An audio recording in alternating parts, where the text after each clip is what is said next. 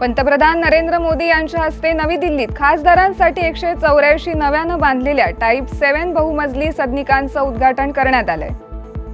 कर्नाटकमधील मुख्य निवडणूक अधिकाऱ्यांनी राहुल गांधींना नोटीस बजावली असून मतदार फसवणुकीचे आरोप सिद्ध करण्यासाठी पुरावे सादर करण्यास सांगितले।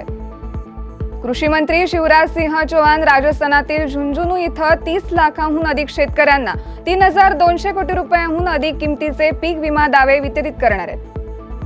भारतीय नौदलाचे जहाज संध्याक सिंगापूरच्या राष्ट्रीय दिनाच्या महत्त्वाच्या प्रसंगी 3 दिवसांच्या दौऱ्यावर आले। दिल्लीत कुत्रा चावणे आणि रेबीजचा धोका नियंत्रित करण्यासाठी सर्वोच्च न्यायालयानं कडक निर्देश जारी केलेत।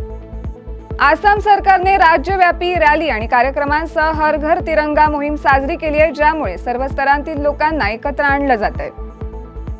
भारताच्या 79व्या स्वातंत्र्य दिनानिमित्त एअर इंडिया एक्सप्रेसने प्रवाशांसाठी खास फ्रीडम सेल जाहीर केली आहे। या अंतर्गत तब्बल 50 लाख तिकिटांवर मोठी सवलत दिली जाणार आहे।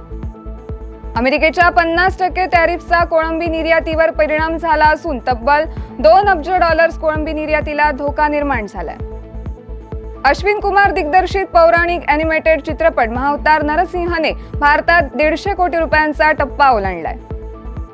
ओडिसातील भुवनेश्वर इथं Indian open 2025 world athletics bronze level continental टूरमध्ये अनुराणीनं महिला भालाफेक स्पर्धेचं विजेतेपद पटकावलंय।